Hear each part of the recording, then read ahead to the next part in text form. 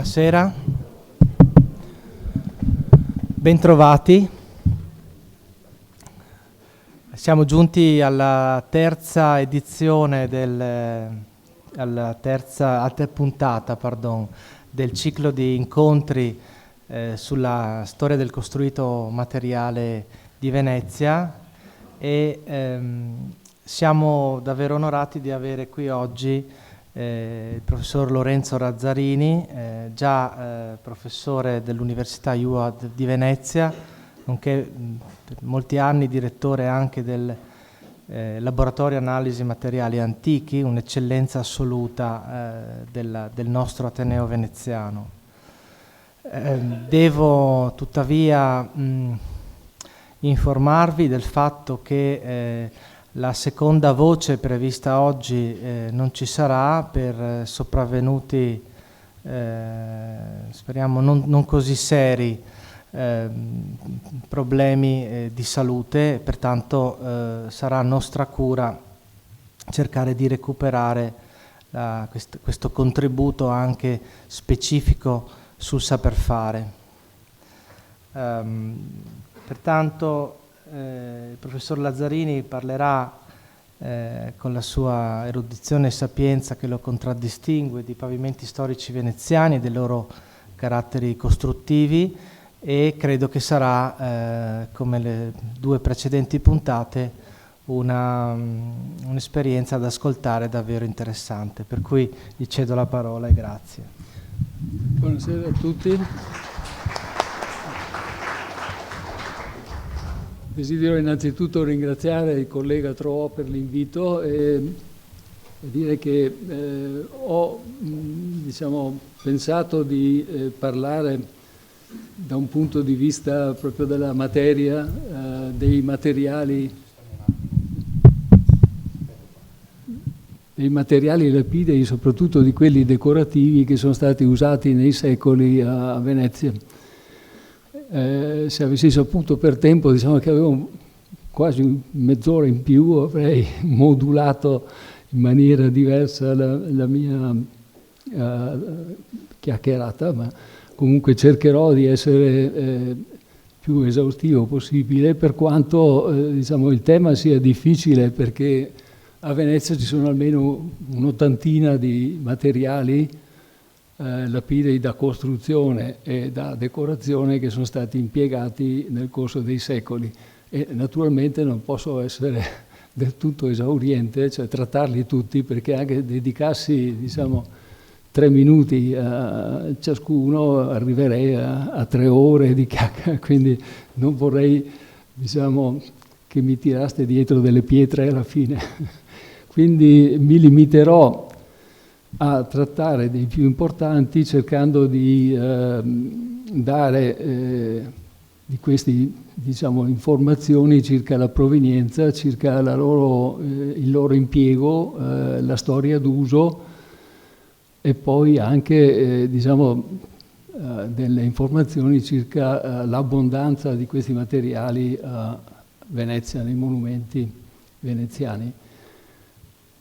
Inizio subito allora con farvi vedere, ho cercato di trattare l'argomento da un punto di vista cronologico, e quindi il primo punto è dalla fondazione al 1204. Il 1204 è una data importantissima perché corrisponde alla quarta crociata, e quindi a tutti ben nota il fatto che i veneziani trasportarono i latini incrociati in Terra Santa, ma misero come condizione di fare una piccola deviazione a Costantinopoli e conquistare la città, e quindi eliminare il maggior concorrente commerciale della Serenissima. E infatti vedremo poi che dal 1204 in poi che arriva il maggior numero di pietre decorative, le pietre che appartenevano alla decorazione marmoraria romana, alle quali poi si aggiunsero le pietre della tradizione bizantina. Quindi in questo primo periodo, che è piuttosto lungo, diciamo, che va dal VII secolo fino all'inizio del XIII. Dirò qualcosa sulle pietre locali che vengono impiegate nella pavimentazione e poi di più, diciamo, sulle spoglia, cioè sulle pietre decorative spogliate da monumenti romani della X Regio Augustea, Venezia e Istria. Come sapete tutti che una delle cave, diciamo, di materiale lapideo di Venezia è stata Altino, ma non solo Altino, ovviamente anche altre città romane circonvicine, quindi anche Padova, anche Concordia, sicuramente Opitergio, Oderzo, e Aquileia, forse più di tutte, hanno contribuito ad arricchire il panorama, diciamo, di pietre decorative della città. Il secondo periodo è dalla Quarta Crociata fino al sessantennio, cioè fino alla fine del 200, che corrisponde al sessantennio del dominio di Venezia a Costantinopoli. Ed è in questo periodo che appunto tantissimi edifici bizantini, anche edifici imperiali, ma anche ovviamente religiosi, quindi anche basiliche, chiese, vennero saccheggiate dai veneziani. Il marmo, diciamo, più importante del periodo è il marmo proconnesio, di cui vi parlerò più estesamente, che è il marmo di Venezia almeno fino al XV secolo. In questo periodo noi abbiamo la decorazione, diciamo, della Basilica di San Marco, la decorazione più importante, che è fatta anche, come ben sapete, da decine, se non centinaia di colonne, molte policrome, che non hanno alcuna funzione portante, ma sono esclusivamente diciamo, in opera a scopo ornamentale. Il periodo successivo è quello gotico, che va più o meno dal 300 fino alla metà del XV secolo, e qui la pietra più importante è la pietra di Venezia e la pietra d'Istria, sulla quale mi dilungherò un po' di più, perché Venezia cioè i monumenti veneziani devono alla pietra d'Istria la loro sopravvivenza, perché è una pietra di ottima qualità, molto compatta, molto durevole, e quindi diciamo, è giusto dedicare più tempo a questo materiale. Viene quindi il periodo rinascimentale, in cui abbiamo come dato importante l'arrivo a Venezia dei marmi carraresi. E in questo periodo però anche che Venezia, diciamo, si espande verso il territorio, per cui arrivano anche pietre dalla provincia di Padova, di Vicenza e soprattutto di Verona. Verona che ha diciamo, la fortuna di avere nei monti Lessini moltissime pietre decorative che sono tuttora, diciamo, in buona parte tuttora cavate, tuttora estratte e utilizzate.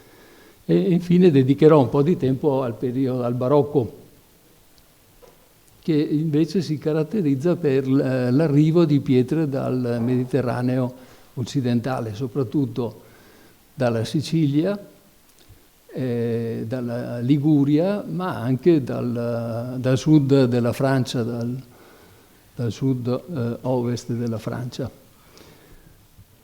Bene, cominciamo allora dal primo periodo, dal periodo più antico di Venezia, che, come ho detto, si caratterizza per un impiego di pietre, diciamo così, locali. Non sono nel senso stretto locali, perché Venezia non aveva disponibilità di territorio, ma sono pietre comunque, come dicevo prima, che hanno un'origine dal Triveneto, che corrisponde in buona parte a questa X Regio Augustea citata. Qui vedete le i resti di una torre della cinta muraria di Altino. Altino era circondata da circa 3,5 km di mura urbiche che erano essenzialmente costituite, oltre che da mattoni, anche da una molassa, cioè da una arenaria, la cosiddetta arenaria o molassa prealpina.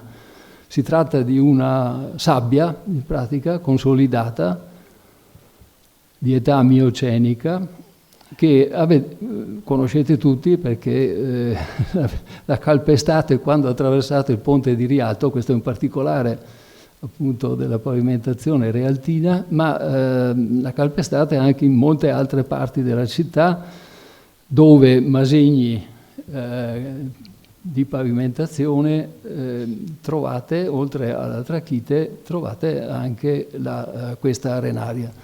È una pietra, direi non bella, ma che si estrasse praticamente in più località dell'arco prealpino, diciamo dal Trevigiano sino al Triestino. Le cave, diciamo, del Trevigiano sono quelle di Combai e poi,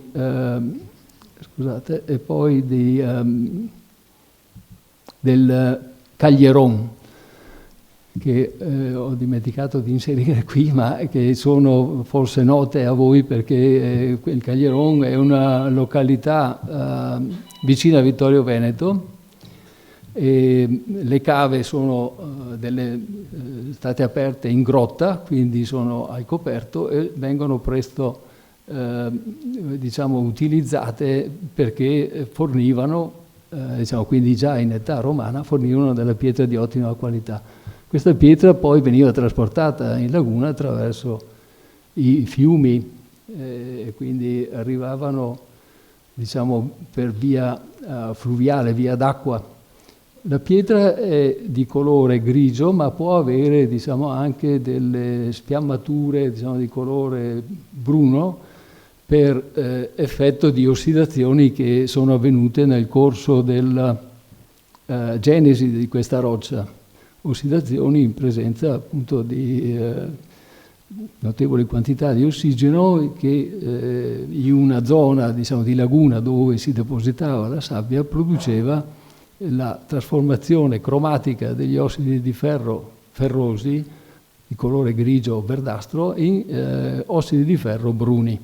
Qui vedete un tipico affioramento di questa arenaria nella zona di Muggia, zona che viene tuttora estratta, diciamo coltivata per l'estrazione della pietra. Questo è l'aspetto microscopico di questa arenaria, che è costituita, come vedete, da dei granuli, questi bianchi di quarzo, e frammenti di plagioclasio, di altri minerali, anche frammenti litici, che sono cementati da carbonato di calcio, cioè da deposizione di calcite che consolida questa sabbia. La presenza del quarzo, che è un minerale duro, a durezza 7 nella scala di Mohs, favorisce la resistenza all'usura di questo materiale e anche la non scivolosità, diciamo. Sapete bene che invece altre pietre come i calcari non sono molto adatti per pavimentazione perché con l'acqua diciamo, possono diventare scivolosi. C'è anche un detto famoso: pietra bianca fa sedere nero.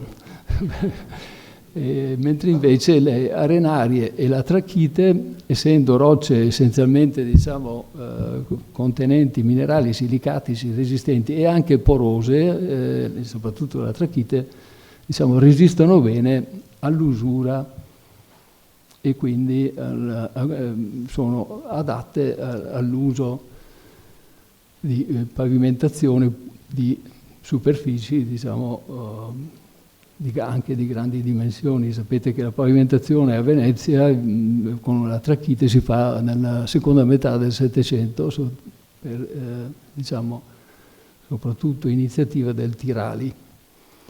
Veniamo alle pietre decorative di questo primo periodo. Altino era una città di una discreta importanza.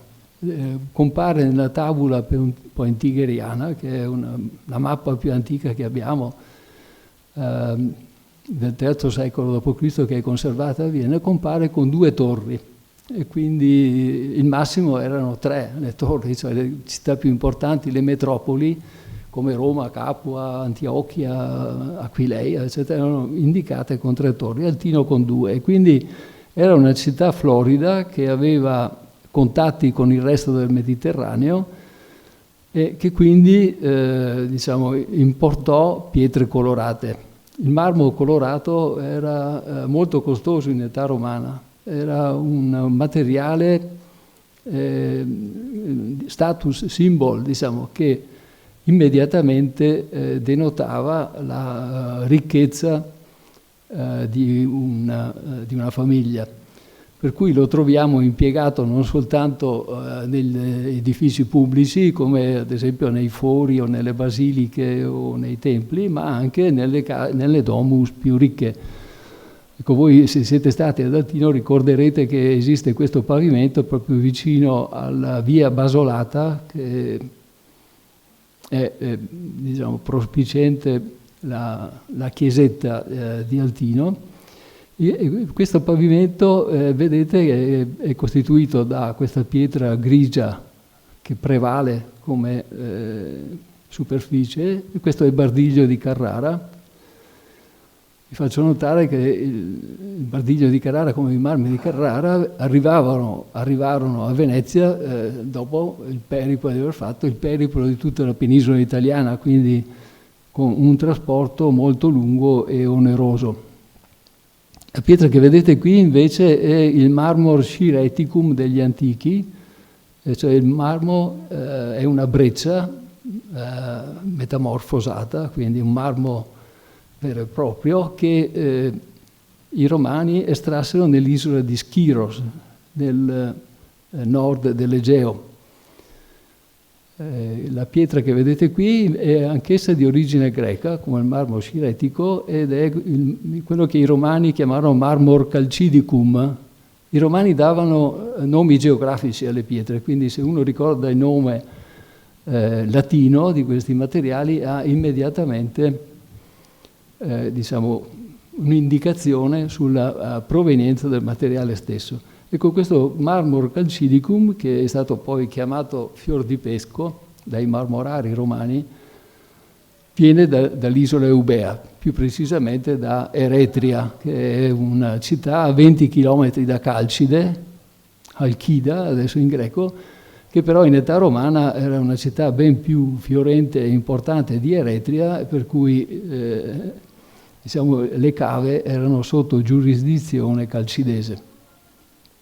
Poi vedete qui una base di marmo tasio, che questo viene dall'isola di Tasos, e qui una lastra di africano, di cui poi parlerò un po' più a lungo, che è un altro dei marmi importanti dell'antichità. Quindi vedete che in pochi metri quadrati praticamente avete molti paesi mediterranei rappresentati. E naturalmente questi pavimenti così preziosi non devono essere sfuggiti ai veneziani per la loro bellezza, che nei pavimenti di XI-XII secolo di San Marco, ma anche ovviamente di San Zaccaria, dei pavimenti di San Salvador, di San Lorenzo, di San Maria e Donato di Murano, di Santa Maria Maggiore di Torcello, impiegarono questi materiali. Scusate. E un esempio a San Marco lo vedete nell'aula centrale, nel pavimento dell'aula centrale marciana, che è anche la più antica, la meglio conservata. Allora, dovete sapere che il pavimento di San Marco è soltanto per il 20% originale. Mi dispiace dare questa forse delusione a molti di voi, ma è stato continuamente restaurato, integrato nel corso dei secoli, per cui sono poche le zone ancora originali. Fortunatamente le integrazioni sono state fatte in buona parte con materiali identici agli originali, con la stessa forma, per cui si è mantenuta, se non altro, la geometria, diciamo, della decorazione.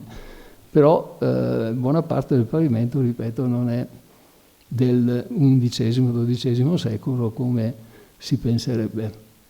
Qui vedete già una rota, un grande diciamo tondo di breccia corallina. Questa pietra veniva chiamata Marmor Sagarium dai romani e veniva vicino al fiume Sagario, che è un fiume molto importante, è il Sakarya dei turchi, diciamo, un fiume che costeggia un po' il Ponto, cioè la parte nord della Turchia, e si getta poi nel Mar Nero. Questa pietra, la breccia corallina, è stata molto usata a partire dal I secolo avanti Cristo, dalla fine del I secolo avanti Cristo e successivamente. E questa non è altro che una colonna antica che è stata affettata come un salame e i tondi utilizzati nella decorazione. Se andate ad Altino c'è proprio a fianco dell'ingresso del vecchio museo un tronco di breccia corallina che potrebbe essere, diciamo, stato il pezzo originale da cui è stato ricavato, ha più o meno le stesse dimensioni, è stato ricavato questo tondo marciano. Quelle pietre che vedete attorno sono anch'esse molto importanti. Questo rosso che vedete è il lapis porphyrites, cioè la pietra colore della porpora, di cui parlerò tra poco. Ma poi qui vedete ancora le pietre verdi, questo è il porfido verde antico, viene dalla Grecia. Il marmo bianco è il marmo proconnesio, già citato, di cui anche vi parlerò a lungo. Questa losanga che vedete invece è di marmor chium, la porta santa dei marmorari romani.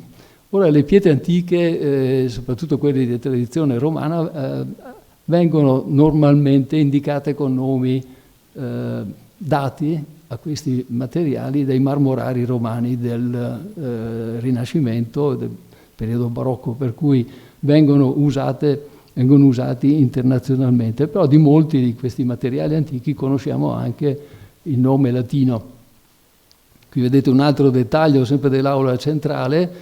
Questa invece è una colonna che è stata segata longitudinalmente di marmo Chio, appunto la porta santa che citavo poco fa.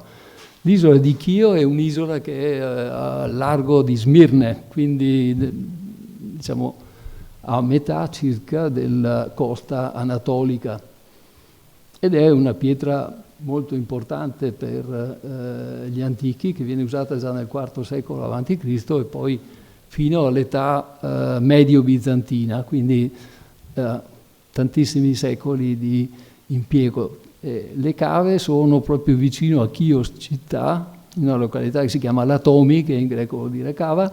Se andate a visitare queste cave, che adesso vengono tra l'altro usate anche come teatro open air, all'aperto, vedete che sono di dimensioni enormi. Mi sembra di entrare diciamo in un vulcano, perché i greci prima e i romani poi hanno cavato quantità enormi di questa pietra, che è stata utilizzata soprattutto per colonne, ma anche in lastre pavimentali. C'è un aneddoto, visto che ho tempo posso dilungarmi un po', c'è un aneddoto che ci racconta Plinio il Vecchio, nella sua storia naturale, a proposito di questa pietra. Lui dice che Cicerone a un certo punto della sua vita viaggiò in Grecia e si recò anche nell'isola di Chio, dove venne accolto ovviamente dai potentati locali e venne diciamo, condotto a vedere i monumenti della città, quindi fecero da Ciceroni a Cicerone. E di fronte alle mura della città uno di loro disse: guarda Cicerone, le nostre mura sono fatte di marmo Chio.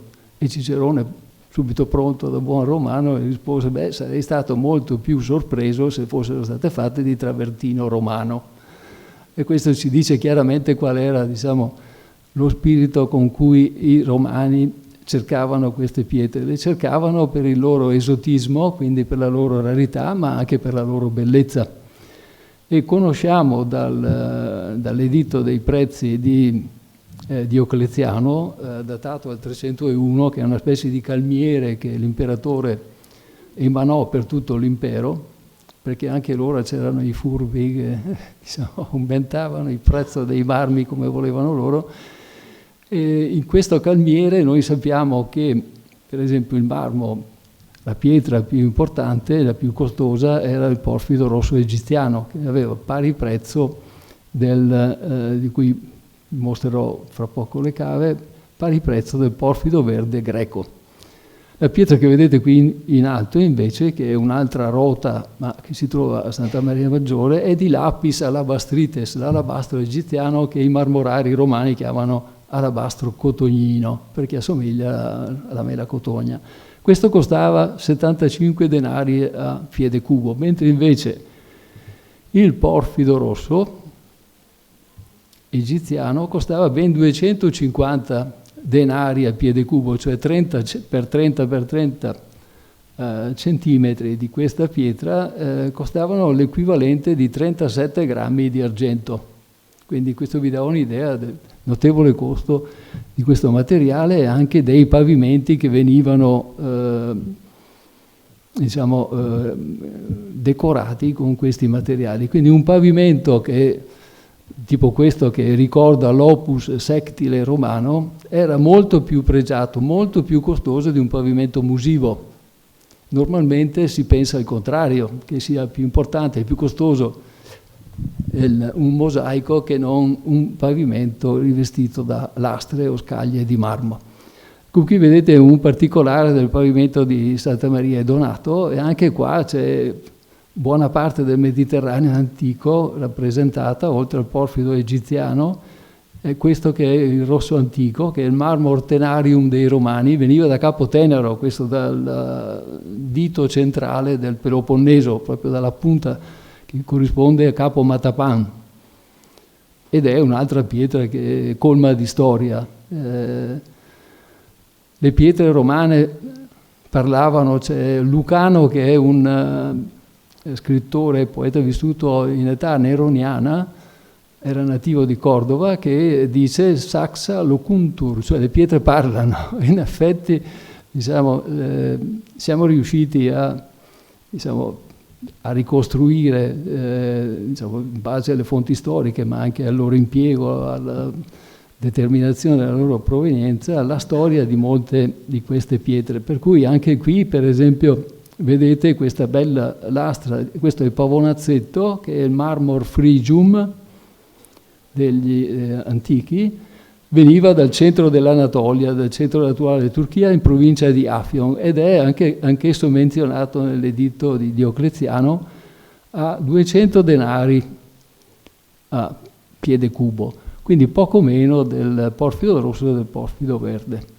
E questo perché ovviamente nel prezzo incidevano sia la bellezza del materiale, ma soprattutto il trasporto. E vedremo adesso da dove veniva il porfido, ma anche il pavonazzetto, a circa 400 km dalla costa, e quindi diciamo questa pietra doveva essere trasportata via terra per dei percorsi molto lunghi e talvolta anche tortuosi, difficoltosi.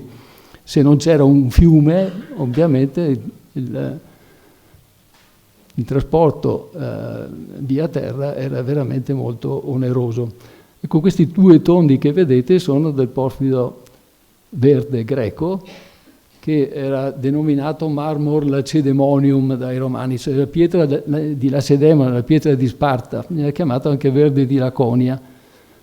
E invece i marmorari romani lo chiamano serpentino, perché ricorda la pelle dei serpenti. Anche qui il serpente che noi pensiamo sempre come un animale pericoloso non particolarmente, diciamo, accattivante, bello da vedere, meglio non incontrarne, soprattutto di velenosi, ma per i romani i serpenti erano agatodemoni, apportatori di bene, tanto è vero che Esculapio prese un serpente come suo animale di compagnia e compare sempre come nelle farmacie ancora adesso, perché si pensa che fosse apportatore di bene, di salute. E molti medici, per esempio, si preparavano le medicine su delle lastrine di questa pietra che ricordava la pelle dei serpenti. Quindi, dicevo, molto frequentemente voi trovate nel periodo che stiamo considerando sia, diciamo, nel veneziano, nel nord dell'Italia, ma soprattutto nel centro Italia, nei pavimenti cosiddetti cosmateschi, voi trovate l'impiego dei due porfidi che ho citato, il porfido rosso e il porfido verde.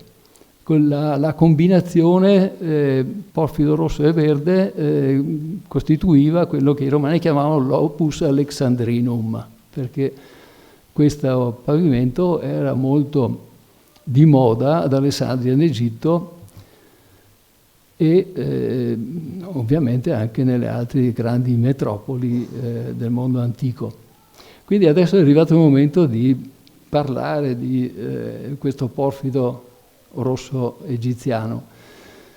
La zona dove venne estratto si trova poco lontano, come vedete qua, da Hurghada, che è una nota località turistica del Mar Rosso.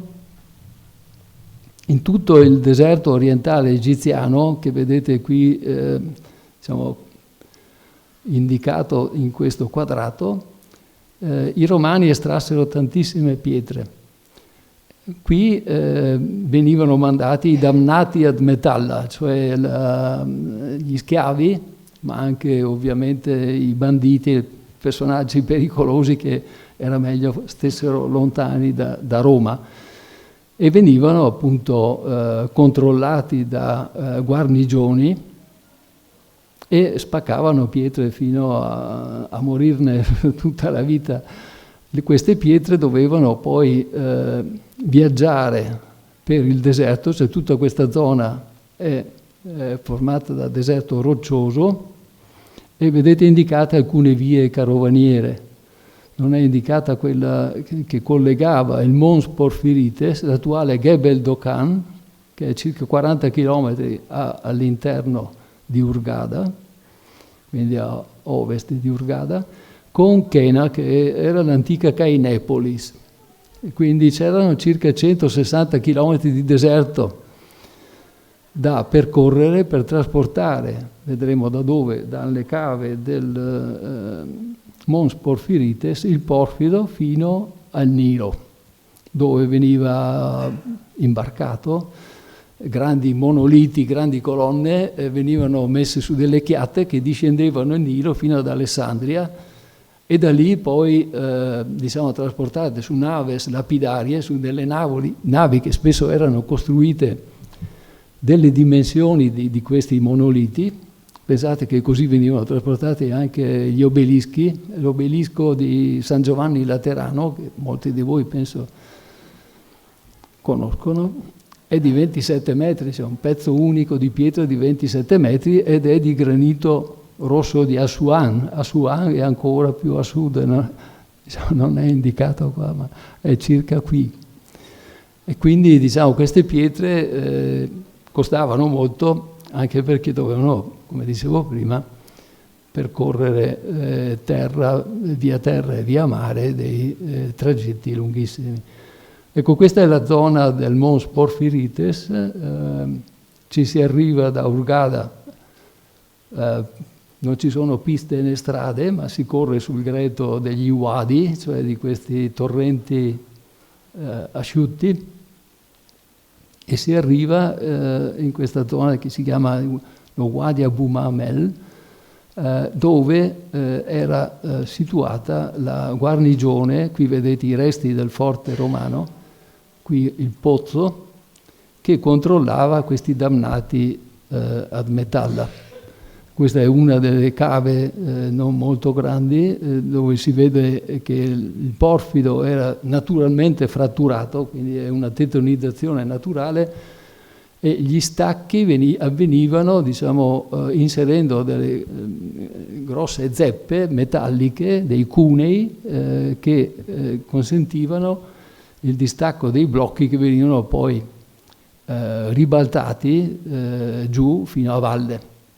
Ecco, il pozzo che avete visto prima è questo, questi sono i resti del forte, e qui, non so se riuscite a intravedere, c'è la jeep con la quale sono arrivato assieme a dei colleghi sul posto. Ma questa è una delle 8 cave in cui i romani estrassero il porfido. La cava più grande è a 1200 metri di quota. Dallo Wadi, ecco qui vedete un tratto della strada che doveva essere percorsa per arrivare alla cava più grande. A metà strada era un villaggio dei cavatori, questi sono i resti. Tutto è ancora visibile perché ovviamente non è stato più abitato dalla caduta dell'impero romano, cioè dalla metà del V secolo, le cave vengono abbandonate. Esiste una leggenda che ci racconta che 4 schiavi che lavoravano sotto Diocleziano a queste cave si rifiutarono di scolpire una statua dedicata a Esculapio proprio, perché erano cristiani e non volevano quindi produrre una divinità pagana. E Diocleziano li punì facendoli richiudere in una bara di piombo e gettare vivi nel Mar Rosso, così dice. E questi 4 santi coronati sono quelli che sono i protettori dell'arte dei Tagliapiera. Non ho portato qui un'immagine, ma se vi guardate la mariegola dell'arte dei Tagliapiera ci sono questi santi 4 coronati che erano Claudio, Sinfroniano, Nicostrato, eccetera, eccetera, non ricordo mai il quarto, che erano protettori e sono tuttora protettori degli arte e degli scalpellini. La sede dell'arte era vicino a Santa Ponal. Se guardate la facciata di Santa Ponal, sulla sinistra in alto c'è ancora un rilievo con 4 santi e una iscrizione seicentesca. La prima sede però dell'arte venne trasportata da Santa Ponal alla scuola di San Giovanni Evangelista e lì rimase fino alla seconda metà del Cinquecento. E Gastaldo dell'arte è stato Pietro Lombardo, tanto per capire. Era l'arte degli scalpellini ma anche degli scultori. Ecco, andando verso le cave, qui vedete una delle pareti di questa località che si chiama Licabetto, ha preso questo nome che è il monte che sovrasta Atene, così storicamente. Potete vedere queste tagliate antiche di età romana e potete notare, diciamo, qui la tecnica che veniva usata, cioè si scavavano praticamente dei pozzetti, uno vicino all'altro, con martello e scalpello. Le punte degli scalpelli devono essere continuamente temprate perché la pietra è durissima. Per tagliarla adesso si usano delle lame diamantate, per darvi un'idea. Quindi si inserivano questi cunei che venivano battuti uno dopo l'altro e che consentivano di staccare dal monte il blocco. Naturalmente lo stesso si faceva qui dietro. Normalmente si procurava un canaletto, si faceva con un picco, si scavava un canaletto, quindi il blocco veniva isolato su 4 lati con la tecnica appunto dell'escavo di piccole trincee, e poi dal sesto lato si staccava appunto con l'uso di questi cunei. Questo metodo è il metodo che è stato usato fino all'800, quando viene introdotta la polvere da sparo, e poi più tardi il filo elicoidale, ma per tutto il mondo antico questa è stata la tecnica estrattiva utilizzata. Ecco, tra i marmi più belli utilizzati sempre in questo periodo è l'africano, che non ha niente a che fare con l'Africa, ma i marmorari romani ritenevano che questa pietra venisse dall'Africa, invece è stato scoperto successivamente, negli anni 60 del secolo scorso, che proviene invece da vicino a Smirne, come dicevo prima, in particolare dall'antica città di Teos, che adesso ha preso il nome turco di Siagik. Questa è una pietra molto bella, tra le pietre più belle usate dai romani, che la chiamavano marmor luculleum, in questo caso non un nome geografico, ma un nome collegato al console Marco Licinio Lucullo, che conquistò la Ionia attorno al 90 a.C. e portò a Roma per primo questo materiale. A Roma è molto comune, le colonne più belle le potete vedere proprio anche le più grandi all'ingresso principale esterno della Basilica di San Pietro, ma ne vedete anche a Santa Cecilia, a Santa Maria di Trastevere, in tante altre chiese. Con questo africano, qui vi faccio vedere, ecco, l'origine è qua. È stato esportato, come vedete, in tutte queste zone. Questa è una mappatura che io ho fatto in seguito a viaggi, visite di zone archeologiche, di musei, ma anche ovviamente trovando delle fonti di studi archeologici, di scavi essenzialmente. Vi dà un'idea della fortuna di questa pietra. Indicato in quei punti rossi sono gli usi di età antica, romana o bizantina, invece i triangoli blu sono reimpieghi successivi. Questa pietra è ricordata nell'editto dei prezzi a 175 denari a piede cubo. E dove erano le cave adesso c'è un lago, perché i romani cavarono tutto quello che era possibile cavare, cioè esaurirono letteralmente la pietra. Questa è la zona del Kara Golu, vicino a Siagik, dove si capì che era questa la cava, la zona estrattiva dell'africano, perché negli anni 60 vennero aperte questi macadam, queste strade sterrate, che demolirono in parte dei cumuli di debris, cioè di macereto della cava, in pratica frammenti di scaglie, frammenti di pezzi di colonne, ma trovarono anche blocchi sagomati, come vedete qui, di africano, e quindi fu chiaro che quella era l'area estrattiva di questa bellissima pietra che noi troviamo, oltre che a San Donato di Murano, a San Marco, in quasi tutti i pavimenti più antichi di Venezia.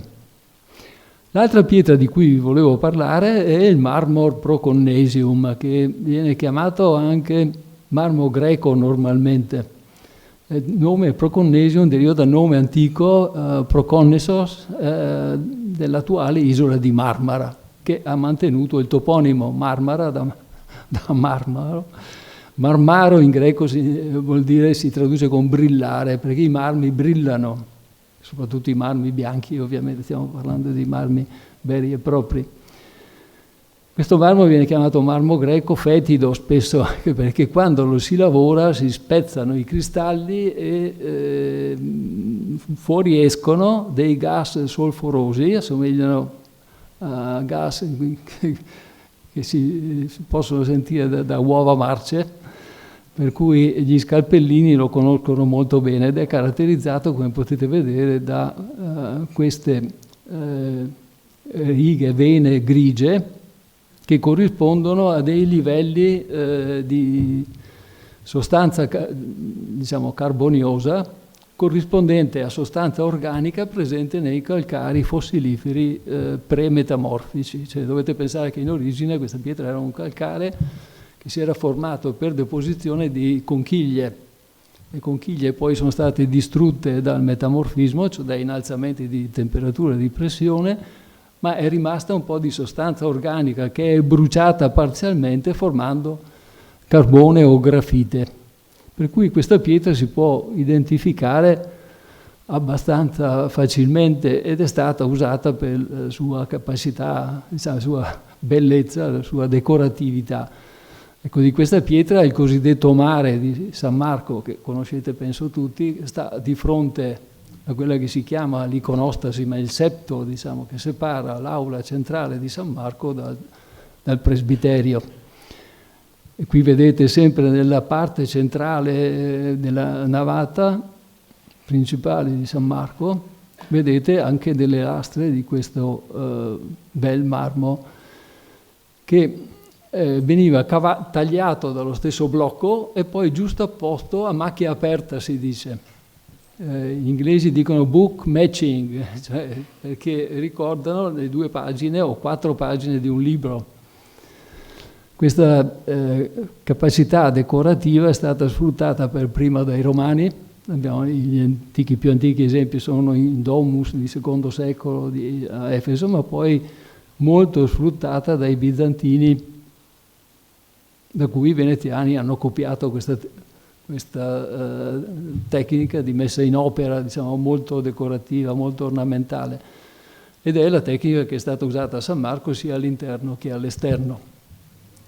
Potete vedere immediatamente le zone restaurate a San Marco, per esempio nella facciata nord, quella del Piazzetta dei Leoncini, del fatto che lì il marmo proconnesio ha una foliazione, una venatura solo verticale, cioè quella che era la macchia aperta antica è stata sostituita nell'Ottocento, i famosi restauri del Meduna, del Saccardo. Da dove viene il marmo proconnesio? Viene anch'esso dalla Turchia. Quindi quando voi andate a Costantinopoli, se ci andate in nave, e dovreste, piuttosto che in aereo, passate per i Dardanelli e costeggiate, proprio lasciate sulla vostra destra, l'isola di Marmara, che qui è una carta geologica, ogni colore corrisponde a un tipo di roccia, vedete che è costituita l'isola per metà da marmo, quindi c'è una fonte quasi inesauribile di marmo, diciamo che è paragonabile un po' alle Alpi Apuane, quindi la quantità di marmo che è stata estratta ed è tuttora estraibile è veramente notevolissima. Il marmo proconnesio comincia ad essere usato in età greca arcaica, sono noti dei curoi di VI secolo a.C. ed è tuttora cavato, se volete. Vendono sull'isola proprio dei bacini, delle vasche, anche vasche da bagno di questo marmo. Ed è marmo che caratterizza, diciamo, soprattutto l'architettura romana di Roma a partire dal II secolo d.C., perché nel II secolo il porto canale sul fiume Magra, che era il porto canale di Luna, la città che controllava le cave di Carrara, si interra e quindi il marmo di Carrara, diciamo, diventa costoso perché deve essere trasportato via terra fino a Livorno per essere imbarcato. Quindi era molto più economico far venire in epoca romana il marmo dall'isola di Marmara piuttosto che da Carrara. Quindi il marmo proconnesio è anche il marmo dell'impero bizantino ed è il marmo dell'impero ottomano, perché sia i bizantini che gli ottomani ne hanno usato una quantità incredibile.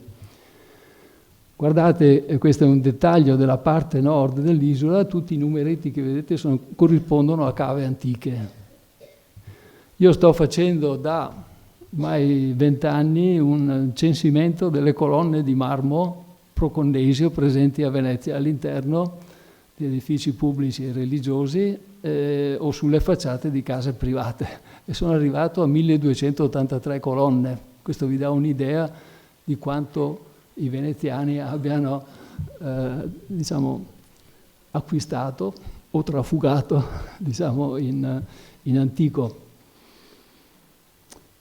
Sapete bene che i veneziani esportavano sale, esportavano in questo periodo proprio di cui stiamo trattando ora, esportavano legname, esportavano metalli, quindi materiale pesante, e poi ritornavano con spezie, con tessuti, con materiale leggero, quindi avevano bisogno di zavorrare le navi, di bilanciare, quindi i pesi soprattutto, e quindi quale miglior materiale diciamo, da utilizzare invece che buttare dentro ghiaia o pezzi informi di pietre, caricavano, zavorravano le navi con colonne, capitelli, blocchi, lastre, eccetera. Quindi l'utile e il dilettevole, perché poi questi materiali venivano venduti ed erano venduti in riva degli schiavoni, erano soprattutto i privati che portavano questo materiale dall'Oriente. E se pensate a queste 1300 colonne, quanto ne hanno portato, specie se considerate che in antico si viaggiava da maggio a ottobre, perché poi d'inverno si fermava il traffico marittimo. E poi se pensate ancora che ovviamente questo marmo proconnesio era destinato diciamo in gran quantità anche agli edifici pubblici più importanti. Ci sono, se non ricordo più, una settantina di colonne sono al Palazzo Ducale. A San Marco sono 425, quindi numeri incredibili. E questo marmo è quello che riveste, ripeto, all'esterno e all'interno la Basilica di San Marco. Se passiamo, dimenticavo di farvi, per chi volesse diciamo, approfondire il tema dei pavimenti, diciamo così, romanici, in particolare quello di San Marco, esiste questo volumetto che ha anche un CD che vi consente di diciamo, vedere da vicino, proprio si può dire centimetro per centimetro, tutto il pavimento marciano. Se passiamo al secondo periodo, ecco, il secondo periodo, dicevo, dopo il 1204, quando si ha questo arrivo continuo di materiale dall'Oriente, in particolare da Costantinopoli, pensate che a Santa Apollonia ci sono ancora depositi di questo materiale portato dopo il 1204, che è rimasto, diciamo, nell'utilità della Basilica per quella integrazione, quei restauri di cui parlavo prima. Però in questo nuovo periodo il momento clou, diciamo, importante è innanzitutto il 1260, quando Parenzo si dà spontaneamente a Venezia. Cioè, ormai ha capito che Venezia sta conquistando buona parte del nord dell'Adriatico, per cui si arrende, consegna le chiavi alla città. Nel 1276 invece Capodistria, che allora si chiamava Giustinopoli, fa resistenza, ma viene assediata e viene conquistata dai veneziani, e a questo punto Venezia ha accesso alla penisola istriana. È da quel momento che comincia ad arrivare a Venezia la pietra d'Istria, e viene utilizzata anche nei pavimenti, oltre che... Il primo uso è stato forse come barriera contro l'acqua di umidità, l'acqua di risalita dai canali, perché, come dicevo prima, vedremo tra poco, è una pietra molto compatta e quindi impermeabile quasi, diciamo, all'acqua. Però subito dopo viene utilizzata per contorni di finestre, per portali, ma anche per pavimenti. Ecco, il tipico pavimento, il più comune, forse anche questo qua è uno dei più belli, questo con i rettangoli prospettici, ce ne sono anche pavimenti a cubi prospettici, ha impiegata la la pietra d'Istria assieme al rosso di Verona e assieme alla lavagna, cioè a questa ardesia che veniva appunto da Lavagna e dalla Liguria.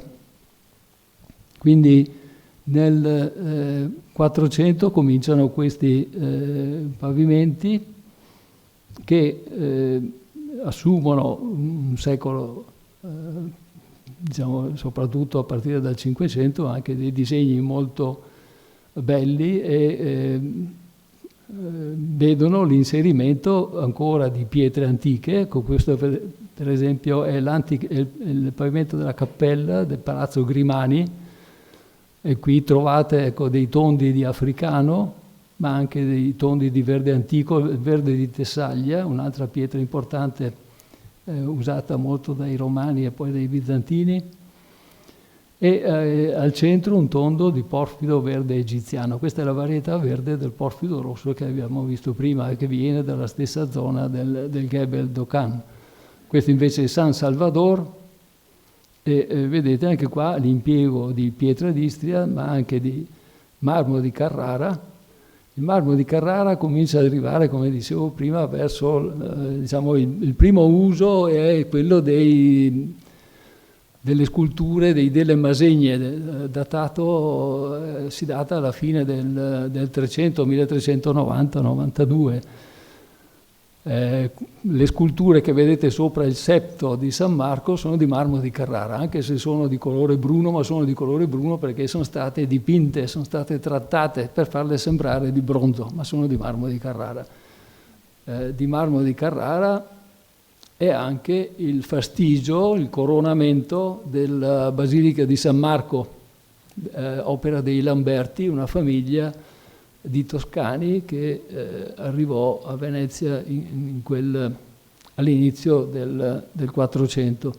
Verso la metà del 400 viene portato a Venezia il pavonazzetto toscano, cioè una pietra che viene da Mandria, dalla valle di Torano, che assomiglia al pavonazzetto antico. Non è così bello come il pavonazzetto antico, però lo ricorda, e quindi viene usato a Venezia per oltre un secolo. È il pavimento è il marmo che riveste il muro, la parte esterna, diciamo, di Santa Maria dei Miracoli, di Palazzo Dario, della facciata codusiana lombardesca della scuola grande di San Marco, dell'ospedale. È un marmo di colore paglierino con delle macchie di colore nero violaceo, per questo viene chiamato pavonazzetto, per questo vago colore violaceo.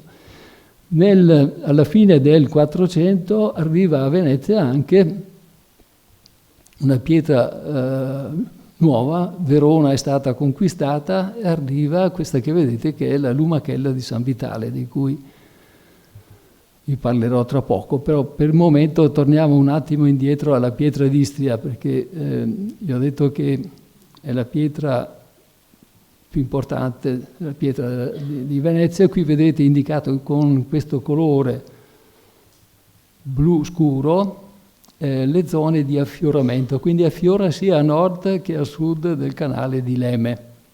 È una pietra del Titoniano, quindi che è la fase, diciamo, finale del Giurese, ed è una pietra che si è formata in un mare caldo, un mare tropicale, tipico è l'atollo, che ha al centro, diciamo, una laguna, quindi di acqua calda, ancora più calda dell'acqua dell'oceano, che concentra carbonato di calcio che a un certo punto, quando arriva a saturazione, precipita, quindi è un fango calcareo che precipita sul fondo, che poi litifica, si trasforma per diagenesi in una pietra molto compatta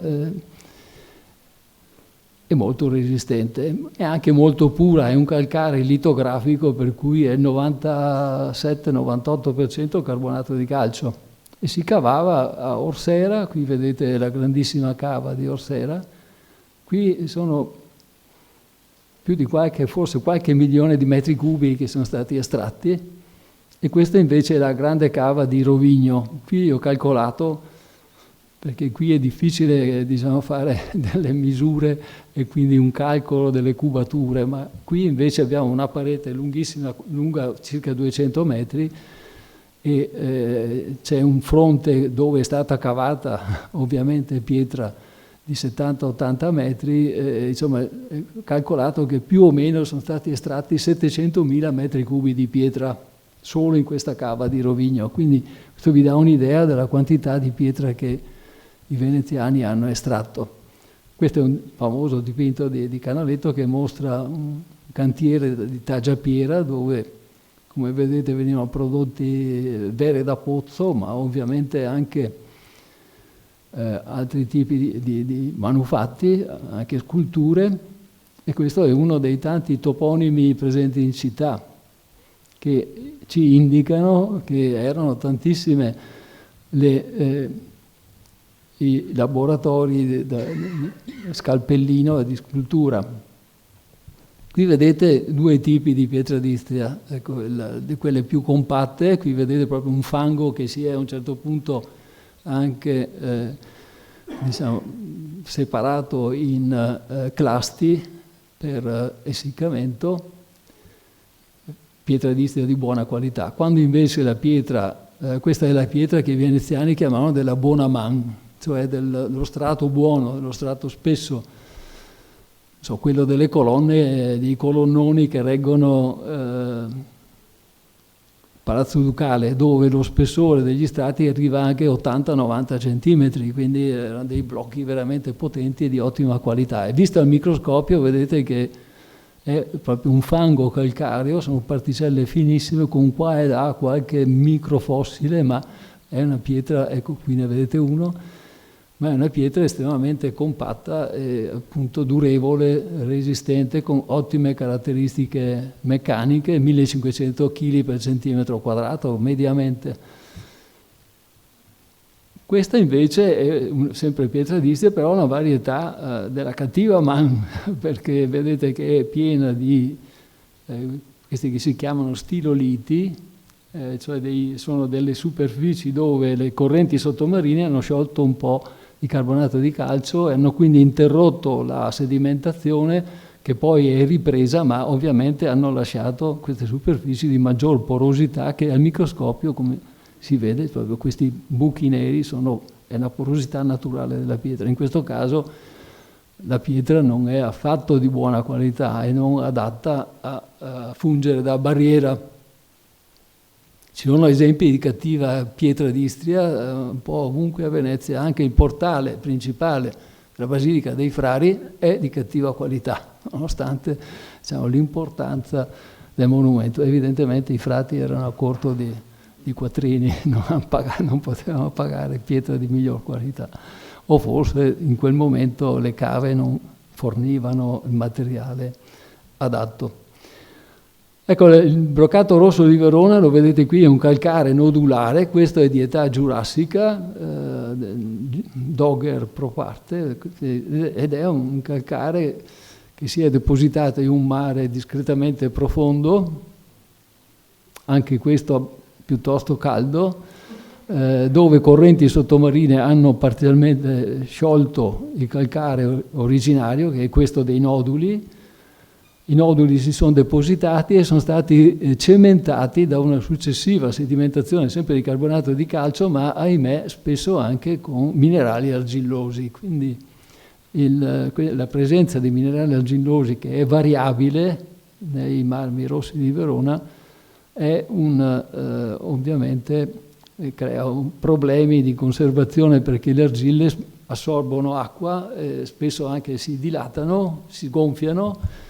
Poi quando l'acqua evapora si contraggono, quindi diminuiscono volume, e questa variazione di volume può portare a forti fenomeni di deterioramento, di decementazione del brocato rosso di Verona.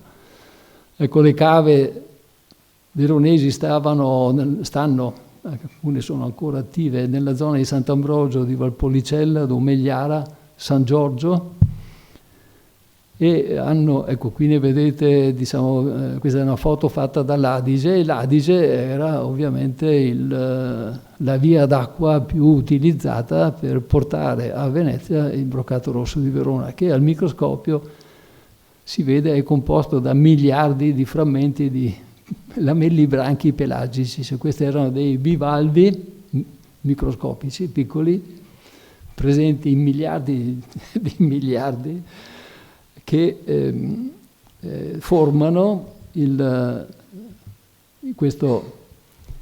questa pietra molto comune che è il broccato rosso di Verona, che ha delle varietà anche cromatiche diverse. Possono essere, come sapete, il rosso di Verona può essere verde, può essere bianco, può essere giallo, il giallo torri per esempio, può essere il rosato, il rosa corallo, eccetera. Se vi interessa approfondire anche qui i pavimenti lapidei del Rinascimento, c'è quest'altro volume che può, diciamo, forse rispondere alle vostre curiosità. Arriviamo al barocco. Questo è un bellissimo pavimento, forse il più bel pavimento secondo me barocco, che sta a San Giovanni e Paolo, dove vedete l'arrivo di nuove pietre. Questa pietra rossa che vedete è il rosso di Francia, si chiama anche rosso lingua d'oca, perché viene dalla lingua d'oca, cioè dal sud-ovest della Francia, da Con-Minervois, dalla montagna nera, come chiamano i francesi, una località poco distante dal mare, e quindi questa è una delle pietre che si facevano buona parte, costeggiavano la Liguria, e poi dovevano ovviamente fare il periplo d'Italia per arrivare a Venezia. Lo stesso si può dire per il verde di Levanto. Levanto è poco lontano dalla Spezia, lo vedete qui. Chi di voi ha presente San Lazzaro dei Mendicanti, cioè la chiesa dell'ospedale, ricorderà che c'è un monumento ad Alvise Mocenigo che ha ben 12 colonne di questa pietra, che sono colonne infatti sono, l'hai misurata, tu hai un'idea della misura, ma mi sembra sia 7-8 metri forse. Ecco, sono dei monoliti enormi che anche essi sono stati portati, diciamo, da così lontano fino a Venezia. La pietra che vedete qui invece è la breccia di Arzo, che è un'altra pietra barocca che viene da Arzo, poco lontano da Lugano. E quindi anche questa è arrivata via fiume fino alla costa ligure, poi imbarcata e portata a Venezia. Il giallo invece è il giallo di Mori. Mori è una località poco lontano da Rovereto. Questo che vedete è Bardiglio di Carrara, come anche questo è bianco di Carrara, mentre invece la breccia è breccia medicea, una pietra che si estraeva a Stazzema, Seravezza, quindi sempre in Toscana. Questo altro è anch'esso un pavimento straordinario, opera del Massari, diciamo verso la metà del Settecento, ed è il pavimento della scuola grande di San Giovanni Evangelista, quello che gli austriaci si volevano strappare e portare a Vienna. Poi c'è stata una sollevazione del popolo per cui Francesco Giuseppe ha desistito, per fortuna è rimasta, diciamo, al suo posto, ma è un pavimento che ha in opera molto broccato rosso di Verona, poi bianco di Carrara, ma anche pietra d'Istria, poi ci sono dei gialli che sono nembro rosato, sempre da Verona, e qui di fronte all'altare invece è impiegata la breccia di Seravezza con bianco di Carrara. Altri pavimenti interessanti sono quelli di Capesaro, sono pavimenti barocchi, anch'essi settecenteschi, che hanno in opera la lumachella di San Vitale, che è la pietra che vediamo qui, di cui vi dirò qualcosa fra poco, assieme al rosso di Verona. Di questa pietra esiste una varietà la vedete qui, la più comune è quella grigia, ma anche esiste una varietà rossa, è lo stesso materiale, però con un ambiente di sedimentazione diverso. Quello grigio è un ambiente eussinico, cioè con poco ossigeno presente, mentre invece quella rossa è un ambiente molto più ossigenato che ha prodotto la trasformazione degli ossidi di ferro da ferrosi in ferrici. Ecco, prima di passare a parlare della lumachella di San Vitale, volevo farvi vedere un dettaglio del pavimento dei Gesuiti, anch'esso con verde di Levanto e marmo di Carrara, ed è un pavimento a intarsio, forse il pavimento più bello tra tutti i pavimenti barocchi, se non altro più complesso, diciamo, dal punto di vista tecnico. Ecco un dettaglio della lumachella di San Vitale, che qui vedete rivestire il muro. È formata da fossili. Questi sono specie di ostriche di grandi dimensioni, arrivano anche a 30 centimetri di lunghezza, che non si è capito per tanto tempo che razza di fossili fossero, tanto è vero che il Gumbel, il paleontologo che ha dato il nome a questo fossile, l'ha chiamato Lithiottis problematica, perché solo col tempo, diciamo, è riuscito a capire che era un bivalve, e qui però si vede abbastanza bene, una valva più spessa e una più sottile, ma era come aperto, cioè era praticamente senza muscoli. Quindi questa ostrica, che non so se fosse anche edule, forse sì, doveva essere forse un po' più legnosa delle ostriche attuali, doveva essere facilmente separabile, diciamo post mortem, per cui si vedono più valve singole che non valve accoppiate. Ecco, questa pietra viene da San Vitale, ma è una zona attorno a Roverè di Velo, quindi nei Lessini. Ecco, qui vedete le cave antiche sono coperte da vegetazione, per cui ho fatto non poca fatica a trovarle. Qui vedete dei blocchi di questa lumachella abbandonati, ma si cavava oltre che a nord di Verona anche nella zona di Castion di Rovereto. Questo l'abbiamo visto. Questo è un altro esempio di pavimento barocco, quello della Marciana, in cui trovate sempre i verdi provenienti dalla Liguria, il nero è la lavagna sempre ligure e il giallo è il giallo mori. Ecco una immagine finale che vi mostra, per quanto riguarda i pavimenti litici, lapidei, che vi mostra le rotte di Venezia, che venivano chiamate galee. I veneziani andavano veramente ovunque. Le rotte più antiche sono quelle verso Oriente o nordafricane, quindi la galea di Romania, per esempio, era quella che costeggiava il Peloponneso e poi la Grecia, arrivava a Istanbul fino alla Tana, nel mare di Azov, dove adesso c'è la guerra. Però importante erano ovviamente anche le galee che arrivavano in Palestina o ad Alessandria d'Egitto, nel Nord Africa. Però più tardi, appunto in età barocca, come abbiamo visto, c'erano navi che frequentavano anche il Mediterraneo occidentale e addirittura sforavano in Atlantico a cercare anche il baccarà oltre che il marmo. Ecco, ancora per chi volesse approfondire, c'è questo volume che riguarda i pavimenti barocchi.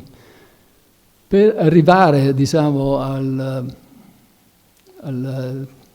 seconda parte che doveva essere trattata dal collega Terrasser, che non è potuto venire, volevo dire, avevo preparato qualche slide che mostra un po' i materiali dei terrazzi della veneziana.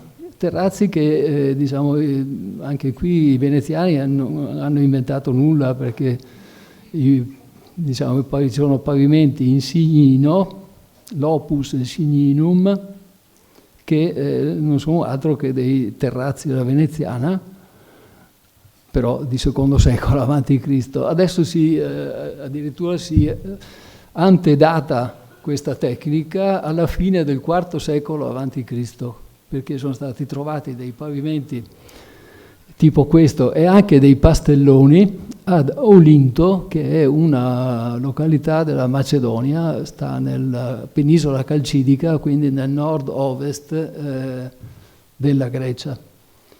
E sono chiaramente, diciamo, forse stati imitati, i pastelloni no, ma diciamo poi dai romani, e i veneziani forse hanno avuto ispirazione da questi signini o dai pavimenti scutulati come questi che vedete, che sono dei pavimenti a mosaico però con qua e là delle scaglie di pietre e marmi colorati. Questi si datano al I secolo avanti Cristo. Conoscete, penso tutti avete sentito parlare del Rusconi, che è un trattato stampato a Venezia nel 1590 che mostra qual era la tecnica di esecuzione dei terrazzi della veneziana, dove c'è un tavolato sul quale viene steso un sottofondo di 15-20 centimetri di rovinassi, cioè dei frammenti di pietra e di mattone, sul quale si stende un coprifondo, in genere 10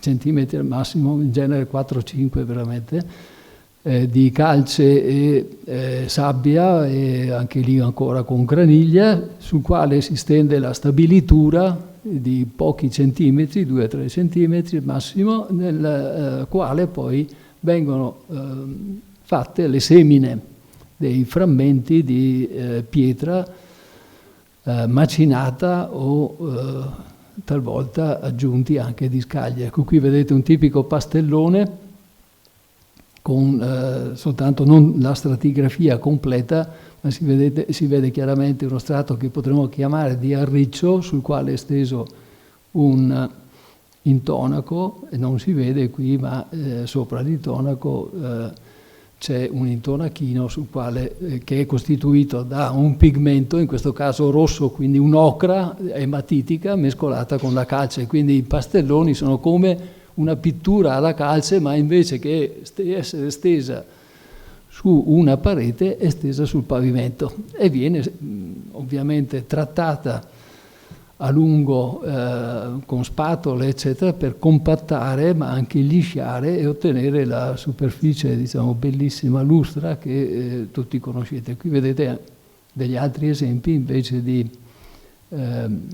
terrazzi alla veneziana. Volevo mostrarvi una sezione sottile di un pastellone. Ecco lo strato colorato con ematite e poi sopra lo strato unico di ematite. Questo è visto al microscopio.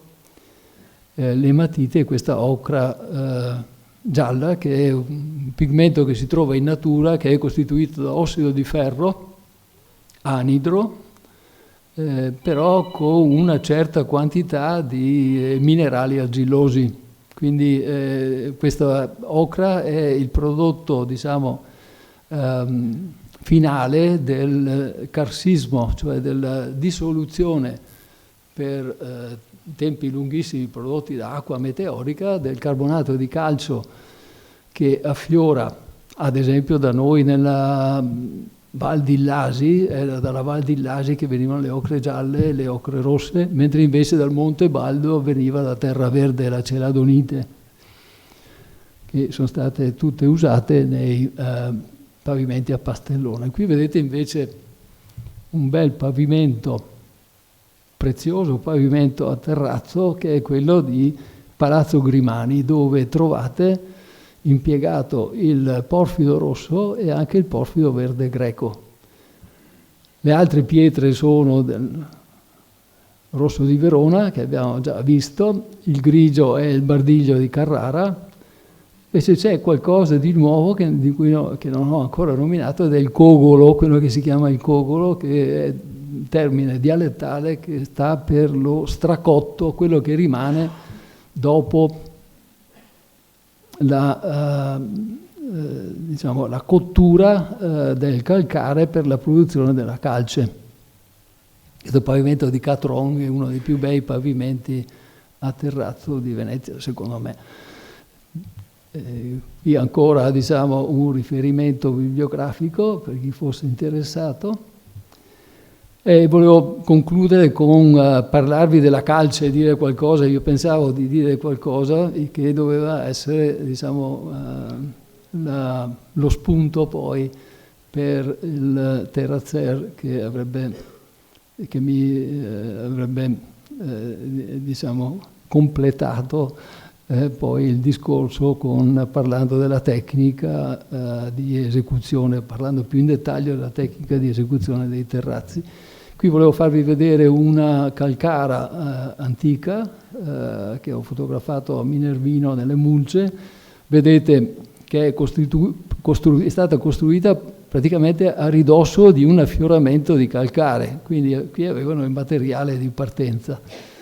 Naturalmente questa era una calcara di grandi dimensioni, quindi si doveva far fuoco per settimane per ottenere la decomposizione del carbonato di calcio in CaO, cioè calce viva, e CO2.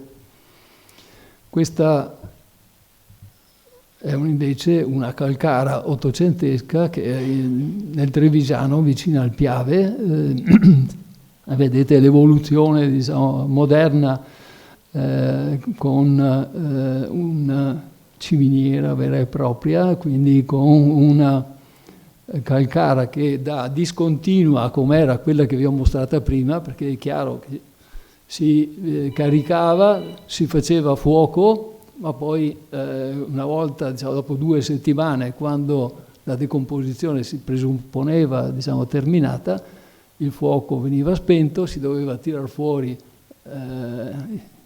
la calce viva ottenuta e si doveva, ovviamente, ecco qui vedete una calcara moderna, si doveva poi, qui vedete come i blocchi di calcare sono stati disgregati dal fuoco, si deve arrivare a 800-900 gradi per la decomposizione da CaCO3 in CaO, e poi si doveva passare al spegnimento con acqua. L'acqua si combina con il CaO, la reazione è molto esotermica, produce molto calore che corrisponde più o meno al calore che è stato prodotto per ottenere la disgregazione. Questo spegnimento, quindi la calce spenta, si otteneva molto velocemente, si otteneva così il CaOH2, cioè l'idrossido di calce. Ecco, da questo punto appunto, era molto importante che lo spegnimento fosse completo. Molti cogoli non si decomponevano e quelli andavano utilizzati per diciamo, essere macinati e produrre poi il terrazzo alla veneziana, produrre quella componente bianca che vi ho mostrato prima, molto comune nei terrazzi, componente che adesso è difficilissimo da trovare perché nessuno più produce la calce con i sistemi tradizionali, per cui si cercano dei calcari che siano bianchi, ma non sono mai bianchi come il cogolo, perché il cogolo si ottiene grazie all'effetto diciamo fortemente ossidante, ma anche per effetto della bruciatura proprio delle impurezze carboniose che sono spesso presenti nei calcari. Quindi un calcare grigio, se viene calcinato e la calcinazione non va a buon fine, diventa un calcare bianco, bianchissimo, color proprio latte, ed è quello che noi chiamiamo appunto cogolo. Volevo dire qualcosa sull'importanza dello spegnimento, perché più lungo è lo spegnimento e migliore è la calce che si ottiene.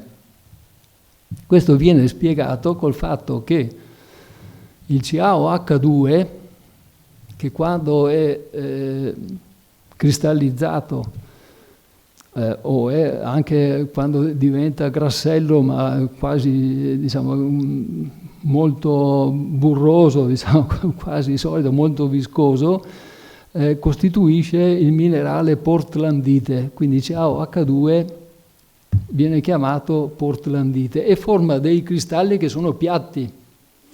Se voi fate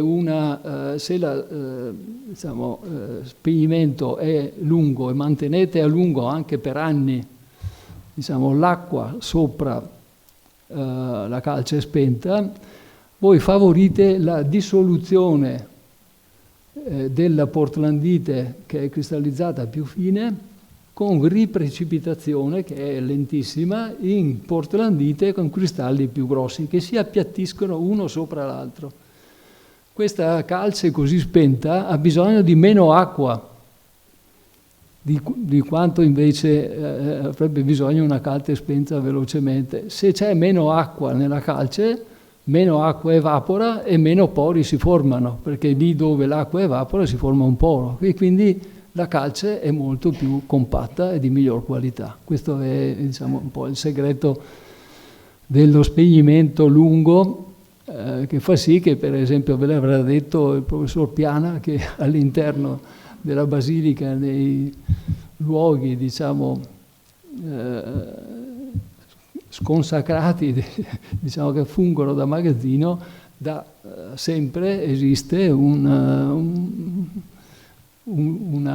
diciamo, calce che si spegne da decenni, cioè un luogo dove viene tenuta calce spenta a stagionare per avere calce di buona qualità. È calce di buona, ottima qualità che per esempio ha consentito a questo marmorino settecentesco del campanile di Santa Maria Formosa di essere ancora, diciamo, ben aderente e ben conservato, non si può spiegare altrimenti, anche perché però era, diciamo, è stato, diciamo, steso sopra un fondo di coccio-pesto e poi un intonaco con frammenti di pietra d'Istria macinata, sul quale poi veniva steso diciamo, l'intonachino finale, appunto ottenuto con calce spenta molto a lungo. E con questo ho finito, grazie dell'attenzione.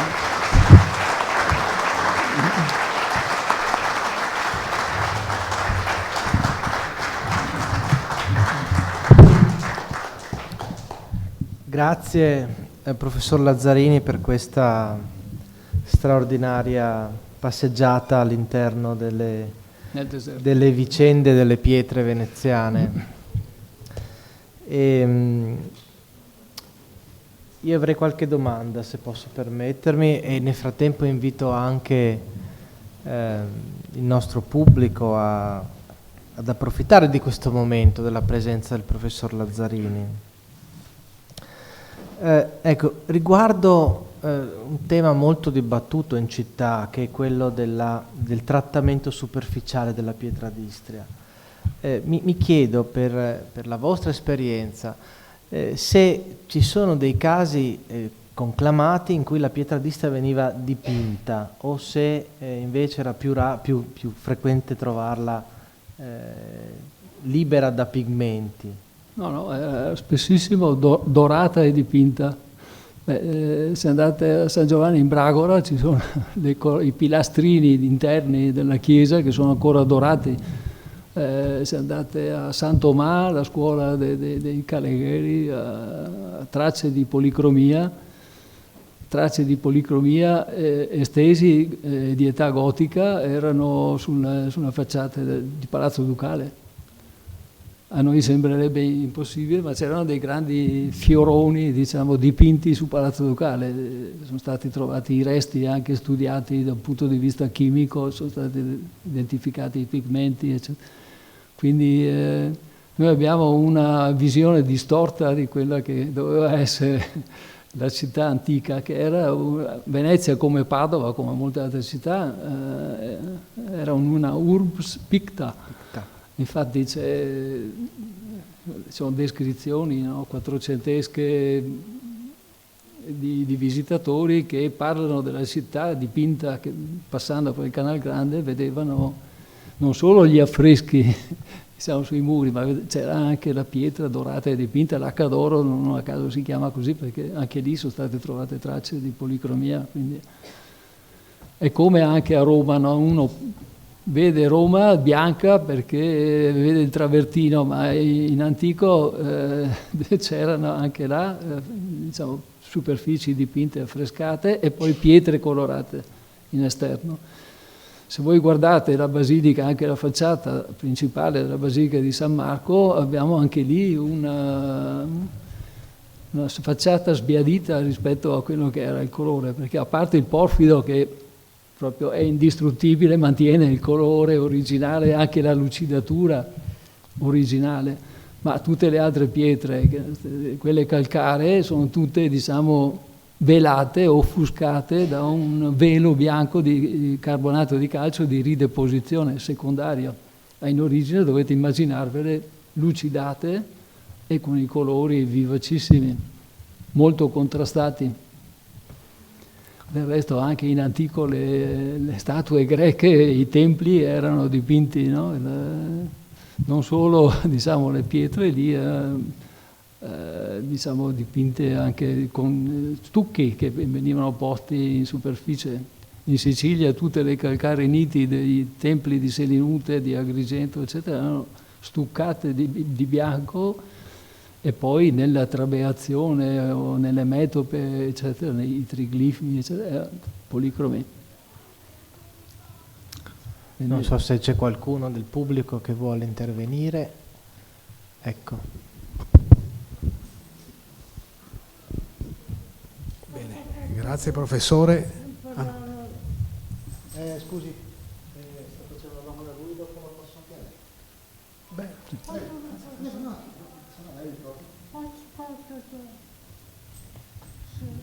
Il campanile di San Pietro, il campanile di San Pietro del Castello.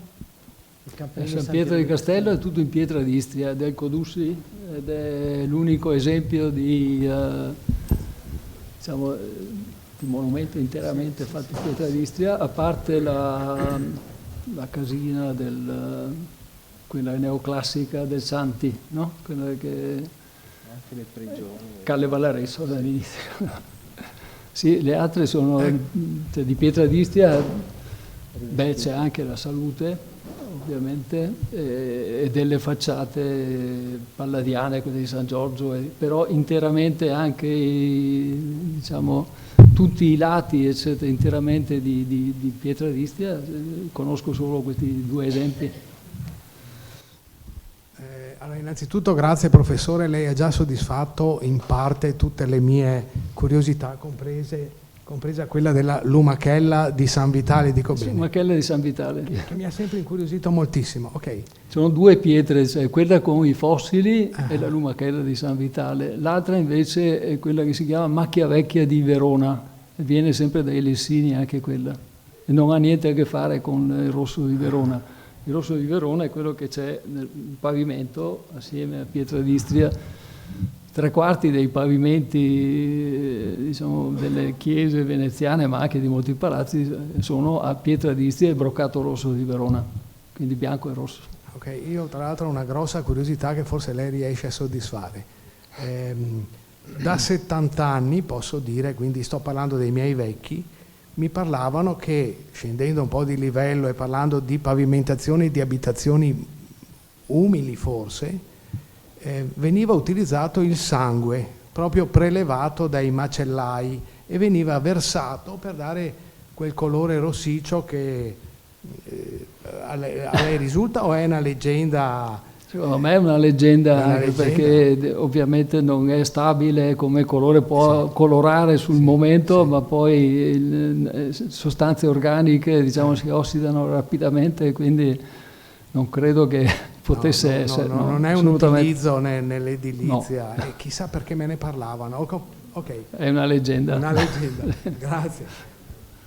Ecco, se posso un'altra domanda, ogni tanto, raramente per fortuna, leggiamo sui giornali che qualche mensola di pietra d'Istria schianta, no? Allora mi domando, rispetto a questo rischio, quanto incide diciamo, il materiale originario, la qualità del materiale cavato? Perché ad esempio è abbastanza noto che ci sono dei piani subparalleli all'interno del masso in pietra d'Istria che possono contenere delle argille. Sì. Ecco, quanto sono diffuse queste dal suo punto di vista in città? Ma diciamo, si vede un po' di tutto, diciamo, pietra d'Istria di buona qualità, di media, di cattiva qualità, appunto più pura è la pietra, quindi è anche diciamo, meno ricca di queste disomogeneità che sono gli stiloliti o i piani di sedimentazione, meglio è. Però il limite della buona man sono sempre questi 80-90 centimetri, però in mancanza della buona man si utilizzava un po' tutto, per cui anche quella pietra d'Istria che spesso all'interno di queste stiloliti o di questi piani di sedimentazione aveva dei veli argillosi che spesso si distinguono anche per il colore, perché sono verdognoli, li avrai visti, o brunicci, diciamo. In quel caso ovviamente l'argilla fa il suo mestiere, cioè si rigonfia con l'acqua e quando l'acqua evapora si sgonfia, e quindi questo favorisce il distacco di scaglie. Fortunatamente però diciamo, la pietra d'Istria non è sottoposta a alveolizzazione, che invece è il principale fenomeno di deterioramento delle pietre tenere, cioè delle pietre molto porose come quelle usate nel sud Italia, nei calcareniti di Lecce oppure di Noto, sono delle volte di Malta, sono totalmente distrutte dall'alveolizzazione, perché diciamo, il cloruro sodico è presente qui e è presente anche lì. Ci sono venti anche qua e venti anche là, quindi questi sono i due parametri, diciamo, che incidono nell'alveolizzazione. Però a differenza, diciamo, c'è che la pietra d'Istria ha una porosità, abbiamo calcolato, fatto delle misure con porosimetro a mercurio dell'ordine 0,1-0,2%, che è bassissima, mentre la pietra d'Istria diciamo, è compatta, così compatta, i calcareniti hanno porosità del 20%, talvolta anche superiore al 20%. Quindi del resto si vede qui, no, un'altra pietra paragonabile un po' alle calcareniti è la pietra di Nanto, dove è sopravvissuta, perché sicuramente ce n'era di più a Venezia, ma ne è sopravvissuta molto poco, si vede che è fortemente deteriorata, quindi appunto, la porosità è il parametro fisico, diciamo, principale che spiega il comportamento di una pietra nel tempo. Quindi anche a parità di ambiente, a parità di cause di deterioranti, diciamo, la porosità fa la differenza. Grazie. Ci sono altri interventi? Ora è il momento. Una curiosità, abbiamo parlato del covolo, no? Bisogna farlo fare. Ma si vedono spesso, soprattutto negli strati di allettamento delle murature, delle malte che hanno quelli che io ho sempre chiamato i calcinaroli. Sono dei puntini bianchissimi che dopo un certo periodo non si vedono più. Sono equiparabili al covolo? No, assolutamente no. I calcinaroli propriamente detti sono praticamente dei noduli che si formano quando diciamo, non si tiene bagnata e coperta da un velo d'acqua, la calce spenta. Allora succede che dei grumi si possono formare per carbonatazione, quindi la CO2 che è presente nell'aria trasforma la calce, l'idrossido di calce in carbonato di calcio, e quindi si formano questi calcinaroli che sono ovviamente un elemento di disomogeneità e quindi possono costituire un difetto della malta. Sono più attaccabili del resto della matrice, insomma, carbonatica. E però identificano un periodo, diciamo, di produzione di quella malta preindustriale, verosimilmente. Questo non so. Ecco, ma un'ultima questione, se posso, approfittando di questa presenza. Oggi le cave di pietra d'Istria sono pressoché, se non esaurite. Si cava a Kirmignac, che sarebbe Kirmignacco, che però non è la stessa qualità della pietra di Rovigno o di Orsera, ma i croati non fanno più cavare per motivi paesaggistici, perché si stavano mangiando, Esatto. I veneziani hanno mangiato un bel po' di costa. Ma allora che consiglio possiamo dare agli architetti nel momento in cui si dovessero costretti a sostituire un pezzo di portale, una cornice di una finestra in pietra d'Istria, per esempio? Ma una pietra di sostituzione potrebbe essere la pietra di Trani, per quanto, diciamo, anch'essa se deve essere di buona qualità, però non è paragonabile, diciamo, come cromatismo e tessitura alla pietra d'Istria. Non mi viene in mente nessun altro calcare, diciamo, di qualità paragonabile. Bisognerebbe, diciamo, stare attenti a non buttare via pezzi di risulta, no?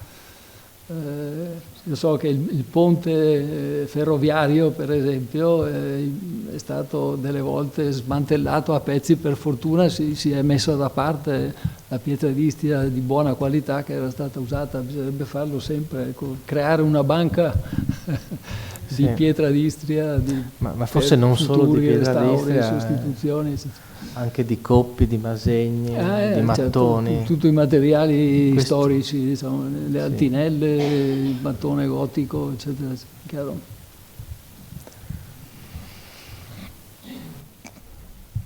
Bene, allora noi ringraziamo nuovamente per l'impegno e la presenza. Grazie.